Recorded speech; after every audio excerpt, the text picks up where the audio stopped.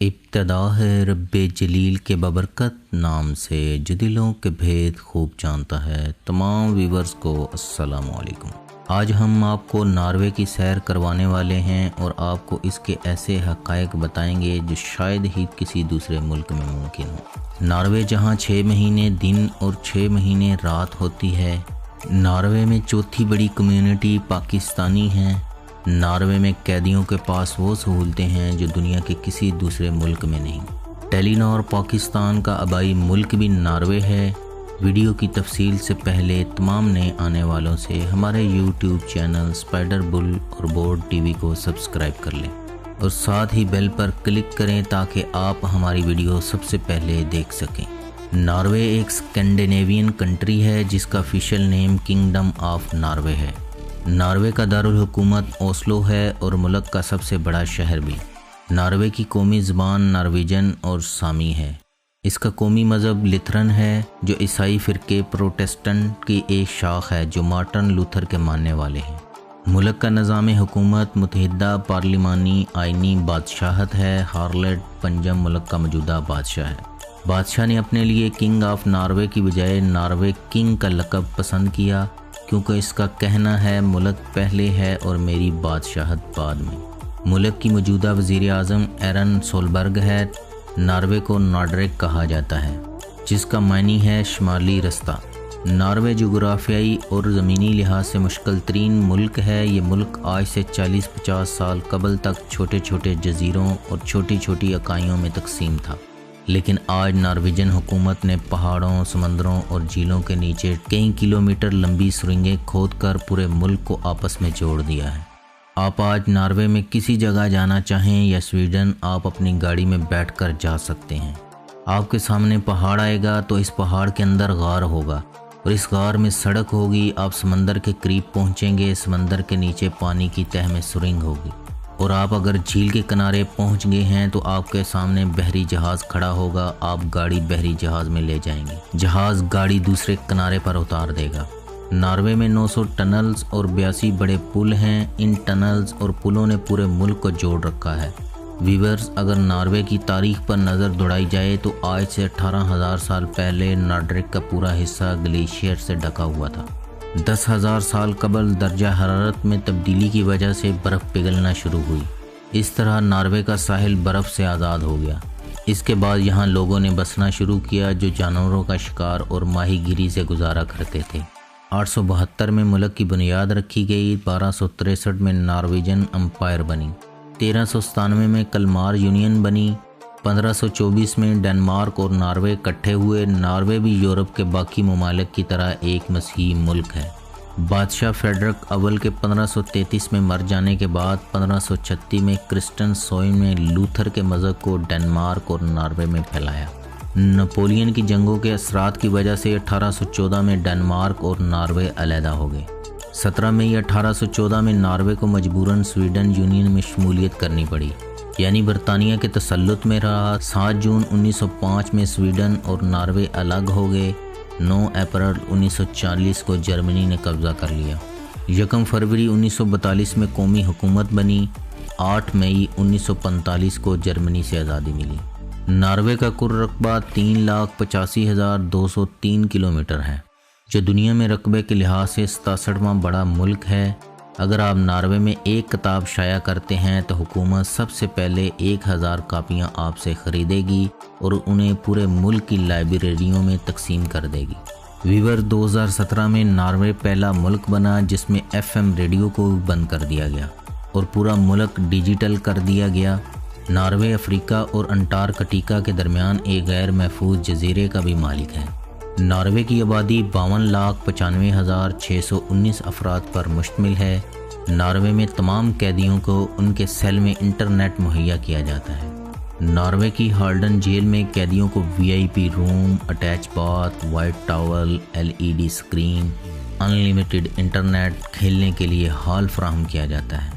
Norway نے 2008 میں Amazon جنگل کی کٹائی سے بچانے کے لیے $1 ارب عطیہ دیا تھا۔ ناروے کا جہاز ایک شرابی نے اغوا کر لیا تھا کہ ہماری شراب کا کوٹا بڑھایا جائے۔ 2011 میں ناروے میں مکھن کا بحران آیا تھا، جس کی وجہ سے ایک پاؤ مکھن $50 کا ملتا تھا۔ شمالی ناروے میں سبزہ اور ایلک یعنی 12 سنگوں کی ڈاریں نظر آتی ہیں۔ شمالی ناروے کے 12 سنگے 50 سے 100 کی تعداد میں سفر کرتے ہیں۔ یہ برف میں رہتے ہیں اور صرف چارے کے لیے سبزے پر آتے ہیں۔ یہ بے خوف ہیں، یہ انسان سے گھبراتے نہیں۔ حکومت نے سڑکوں کے دائیں بائیں بیٹھنے کے لیے جگہ جگہ بینچ لگا دیے ہیں۔ یہ سڑک کے کنارے چھوٹے چھوٹے پکنک سپاٹ بھی ہیں۔ اگر ناروے کی معیشت کی بات کی جائے، ناروے کا GDP $443 ارب ہے، جو دنیا میں 22ویں نمبر کی مضبوط ترین معیشت ہے۔ شمالی ناروے کے ایک گاؤں روزویا میں 25 ستمبر سے 18 مارچ تک 175 دن سورج نظر نہیں آتا۔ 24 گھنٹے مکمل اندھیرا رہتا ہے۔ آپ رات کے وقت بھی باہر نکلیں تو آپ کو ہاتھ سے ہاتھ سجائی نہیں دیتا۔ 25 ستمبر کو سورج واپس آ جاتا ہے اور قطب شمالی کے لوگ سورج کی واپسی کا تہوار مناتے ہیں، اور پھر یہ سورج 25 ستمبر تک ڈوبتا نہیں۔ ان 175 دنوں میں 20 جون سے 20 جولائی کے دوران مڈ نائٹ سن رہتا ہے۔ تھرمسو ایک درمیانے سائز کا جزیرہ ہے۔ سورج اس شہر میں 24 گھنٹے چمکتا ہے۔ شہر میں مشرق اور مغرب کی تمیز ممکن نہیں۔ سورج چھتوں پر نہیں پہنچتا، یہ صرف کھڑکیوں دروازوں پر دستک دے کر آگے بڑھ جاتا ہے۔ نارتھ پول یعنی قطب شمالی دراصل زمین کی چھت ہے۔ یہ چھت سورج کے گرد دائیں سے بائیں گھومتی ہے۔ سورج کی یہ چمک 25 ستمبر تک جاری رہتی ہے۔ 25 ستمبر کو قطب شمالی سے سورج اچانک غائب ہو جاتا ہے اور پورے خطے پر طویل رات طاری ہو جاتی ہے۔ تھرمسو شمالی ناروے کا آخری بڑا شہر ہے۔ حکومت نے سمندر پر 2 پل بنا کر تھرمسو کو دوسرے اطراف کی پہاڑیوں سے جوڑ دیا ہے۔ آپ پل پار کر کے پہاڑ کے دامن میں پہنچتے ہیں تو آپ شہر کی واحد کیبل کار تک بھی پہنچ جاتے ہیں۔ یہ کیبل کار 1961 میں بنائی گئی تھی۔ آپ کیبل کار کے ذریعے پہاڑ کی چوٹی پر پہنچ جاتے ہیں۔ چوٹی سے آپ کو پورا تھرمسو شہر تہادے نظر پھیلا ہوا سمندر اور اس لامحدود کائنات میں چھوٹا سا اپنا آپ نظر آتا ہے، اور آپ قدرت کی صنائی کو داد دیے بغیر نہیں رہ سکتے۔ آپ اللہ تعالیٰ کا شکر ادا کرنے پر مجبور ہو جاتے ہیں۔ دنیا میں سب سے مہنگی پریمیم گیس ناروے میں ہے، جس کی قیمت $10.11 پر گیلن ہے۔ ناروے میں مردوں کے سب سے پسندیدہ ترین نام اوڈ اور ایون ہیں۔ ناروے کا ایک ٹاؤن ہے جسے ہیل یعنی جہنم کہا جاتا ہے۔ ناروے کی فی کس آمدنی $82,711 ہے، جو دنیا میں تیسرے نمبر پر شمار ہوتی ہے۔ نارتھ پول وہ مقام ہے جہاں انسان کے قدم تو پہنچے، لیکن یہاں گلیشیئر کی وجہ سے آباد نہیں ہو سکا۔ اس علاقے میں 2 بڑی دلچسپیاں ہیں، ایک نارتھ پول اور دوسری دنیا کی سب سے بڑی برڈ سفاری۔ یسوار کا گاؤں سمندر کے کنارے آباد ہے۔ اس کی آبادی 120 لوگوں پر مشتمل ہے۔ یسوار سے چھوٹے بحری جہاز چلتے ہیں۔ 10 منٹ کی بحری مسافت پر 3 درمیانے سائز کی پہاڑی ہیں۔ پہاڑیوں میں چھوٹے بڑے 10 لاکھ سے زائد سوراخ ہیں۔ یہ سوراخ قدرتی گھونسلے ہیں، چنانچہ ہر سال سائبیریا اور قطب شمالی سے لاکھوں پرندے یہاں آتے ہیں۔ گرمیوں میں یہاں 190 نسلوں کے کم و بیش 30 لاکھ پرندے آتے ہیں۔ یہ دنیا میں پرندوں کا سب سے بڑا ذخیرہ ہے۔ پہاڑ دور سے سفید، سیاہ، براؤن اور گرے دکھائی دیتے ہیں۔ یہ سارے رنگ پرندوں کی وجہ سے ہیں۔ یہاں سیاہ عقابوں کی ایک نسل بھی پائی جاتی ہے۔ حکومت 15 جون کے بعد ان پہاڑوں پر جانے پر پابندی لگا دیتی ہے۔ پرندے 15 جون کے بعد انڈے سیتے ہیں، چنانچہ حکومت کا خیال ہے انسانوں کو اس موسم میں پرندوں کو تنگ نہیں کرنا چاہیے۔ ناروے کی کرنسی نارویجن کراؤن ہے، جو پاکستانی 15 روپوں کے برابر ہے۔ ناروے ٹائم کے لحاظ سے پاکستان سے 3 گھنٹے پیچھے ہے۔ ناروے میں 3,20,000 سے زائد پاکستانی نارویجن شہری ہیں۔ پولینڈ سے آ کر آباد ہونے والے 6 لاکھ افراد، سویڈن سے 3,40,000۔ اس طرح پاکستانی تیسری بڑی کمیونٹی ہے۔ ناروے میں موجود پاکستانی عوام کا اندازہ اس بات سے لگایا جا سکتا ہے کہ پاکستانی اختر چودھری اور افشاں رفیق ناروے کے پارلیمانی ارکان ہیں۔ عامر شیخ اوسلو سٹی کے کونسل رکن ہیں۔ پاکستانی کئی اور شعبہ ہائے زندگی میں بھی نمایاں خدمات انجام دے چکے ہیں۔ جنگ عظیم 2 میں ناروے کے صرف 10 پولیس والے مارے گئے تھے۔ ناروے میں ڈرائیو رائٹ سائیڈ ہے۔ ناروے پولیس میں افیسر بننے کے لیے bachelor degree in police studies میں کرنے کے بعد 3 سال کی مزید اعلیٰ تعلیم حاصل کرنی پڑتی ہے۔ 10 جماعت پاس ہوں، ڈائریکٹ حوالدار ہوں والا کوئی سین نہیں ہے۔ ناروے کا کنٹری کوڈ +47 ہے۔ ناروے کی ڈومین نیم .no ہے۔ ناروے کے سامی لوگ اپنے دانتوں سے جانوروں کو کھسی کرتے ہیں۔ 13ویں صدی میں ناروے میں کچھ لوگ اپنے بچوں کو شراب کے ساتھ بپتسمہ دیتے تھے۔ ایلک ناروے کا قومی جانور ہے۔ ناروے کا ہر شخص ٹیکس دیتا ہے اور کوئی بھی ٹیکس کی جانچ پڑتال کر سکتا ہے۔ ناروے کا امیر ترین شخص جون فریڈرکسن ہے، جس کی دولت کی مالیت $10 ارب ہے۔ ناروے کی سب سے اونچی بلڈنگ ٹائی ہول ٹارنٹ ہے، جس کی ہائٹ 124 میٹر ہے۔ ناروے کی پبلک یونیورسٹی دنیا کے کسی بھی اسٹوڈنٹ کے لیے فری ہے۔ نارویجن آرمی میں شمولیت 19 سے 44 سال تک اختیار کی جا سکتی ہے۔ ملک کی ایکٹیو آرمی 11,661 ہے۔ آرمی کا سربراہ آرلڈ پنجم ہے۔ ناروے اور سویڈن میں 12 سال سے کم عمر کے بچوں کو اشتہار میں کام کروانا غیر قانونی ہے۔ دنیا میں دولت اور خوشحالی میں نارویجن کو عالمی نمبر 1 کا درجہ دیا ہے۔ ناروے کے 8.2% افراد ہر جمعے کو ایک ٹاکوس کھاتے ہیں۔ ناروے کا مرحوم کنگ اولاو پنجم پبلک ٹرانسپورٹ استعمال کرتا تھا اور اس کا ٹکٹ بھی ادا کرتا تھا۔ 1999 میں ناروے نے امریکن ڈرگ سمگلر کو پناہ دے دی تھی کہ وہاں قیدیوں کے ساتھ انسانی سلوک نہیں ہوتا۔ قطب شمالی یسوار سے 40 منٹ کی ڈرائیو پر ہے۔ ناروے کے لوگ اس مقام کو نارڈ کوپ کہتے ہیں۔ یہ مقام زمین کے 71ویں درجے پر واقع ہے۔ نارڈ کوپ زمین کا آخری سرا ہے۔ دنیا اسے اینڈ آف دی ورلڈ یا ٹاپ آف دی ورلڈ بھی کہتی ہے۔ دونوں قطبوں پر 6 ماہ کے دن اور 6 ماہ کی راتیں ہوتی ہیں۔ نارویجن حکومت نے زمین کے آخری سرے پر لوہے کا دیوک آمد گلوب نصب کر دیا ہے۔ یہ گلوب دنیا کے اختتام کی نشانی ہے۔ نارڈ کوپ کی ایک انفرادیت نادرن لائٹس یعنی شمالی روشنیاں بھی ہیں۔ سردیوں کے موسم میں جب قطب شمالی اندھیرے میں ڈوب جاتا ہے تو اس وقت یہاں جادوئی روشنیاں نظر آتی ہیں۔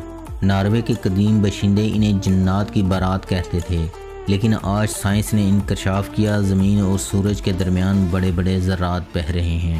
سورج کی روشنی جب ان ذرات سے منعکس ہو کر قطب شمالی کی برف پر پڑتی ہے تو یہ روشنی سبز اور نیلے رنگوں کی آبشار بن جاتی ہے۔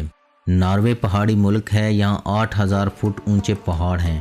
اسے اٹلانٹک اوشین نے اپنی گود میں لے رکھا ہے۔ سمندر کی ان شاخوں کو فیوڈ کہا جاتا ہے اور ناروے فیوڈز کا ملک ہے۔ دنیا کا سب سے خوبصورت فیوڈ گائے رنگر بھی ناروے میں ہے۔ یہ مغرب میں واقع ہے۔ یونیسکو نے اسے 2005 میں عالمی ورثہ ڈکلیئر کر دیا تھا۔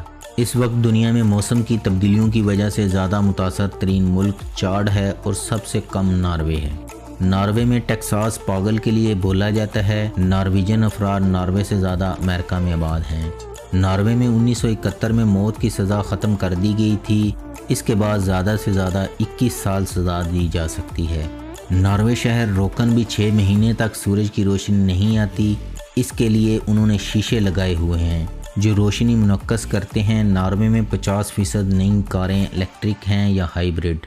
ناروے کے پاسپورٹ کی شناخت UV لائٹ سے ہوتی ہے۔ ناروے کا بوئے جزیرہ 1739 میں دریافت ہوا، لیکن پھر 69 سال غائب رہا۔ ناروے کے لانگ ایئر بین شہر میں مردہ دفنانے پر پابندی ہے۔ 2011 میں سائنسدانوں نے ساحل جزائر فیوڈز کو ناپا تو 11,000 میل کا اضافہ ہو چکا تھا۔ ناروے کے فوجیوں کی وردی پر شیر بنا ہوا ہے، حالانکہ ناروے میں شیر نہیں ہے۔ ہارلڈ وہ پہلا بادشاہ تھا جس نے ڈنمارک، ناروے اور سویڈن کو ایک ریاست بنایا۔ ہارلڈ کو گیدا نامی لڑکی سے پیار ہو گیا تھا۔ اس وقت ملک کے کئی حصے تھے جس کا الگ الگ حکمران تھا۔ گیدا اس کی بیوی اس وقت تک بننے کے لیے تیار نہیں تھی جب تک ہارلڈ پورے ناروے کا بادشاہ نہ بن جاتا۔ تب ہی ہارلڈ نے قسم کھائی کہ وہ جب تک پورے ناروے کو فتح نہیں کر لے گا اپنے بال نہیں کٹوائے گا۔ اسی لیے اس کا نام ہارلڈ دا فیئر ہیئر پڑ گیا۔ کئی مقابلوں کے بعد ہارلڈ پورے ناروے کا بادشاہ بن گیا۔ تب اس کی شادی گیدا سے ہوئی۔ اس نے 1319 تک بادشاہت کی۔ اس کے مر جانے کے بعد اس کے بیٹے ناروے کے بادشاہ بنے۔ ناروے کے لوگوں کا عقیدہ ہے آپ پہاڑ کی چوٹی پر پتھروں کا چھوٹا سا مینار بنائیں۔ یہ مینار جب مکمل ہو جائے تو آپ اس کے قریب بیٹھ کر جو دعا مانگیں وہ قبول ہو جاتی ہے۔ ہم بہت سادہ ہیں۔ ہم یہ بھول جاتے ہیں اللہ کے نزدیک خلوص نیت سے بڑی کوئی عبادت نہیں۔ آپ دل میں خلوص بھر کر اس سے جو مانگیں یہ فوراً عنایت کر دیتا ہے۔ والدین اور بچے اللہ تعالیٰ سے ہمیشہ خلوص نیت سے مانگتے ہیں، چنانچہ اللہ تعالیٰ چند سیکنڈ میں ان کی سن لیتا ہے۔ آپ دل میں صرف خلوص پیدا کر لیں، آپ کی اللہ تعالیٰ سے اس وقت کمیونیکیشن شروع ہو جائے گی۔ آپ اللہ تعالیٰ سے مانگیں گے اور اللہ تعالیٰ آپ کی دعا قبول کرے گا۔ دوستو، یہ تھی آج کی ویڈیو۔ اس ویڈیو کو اپنے پیاروں کے ساتھ واٹس ایپ، فیس بک پر شیئر کیا کریں۔ اللہ ہم سب کا حامی و ناصر ہو۔ پاکستان زندہ باد۔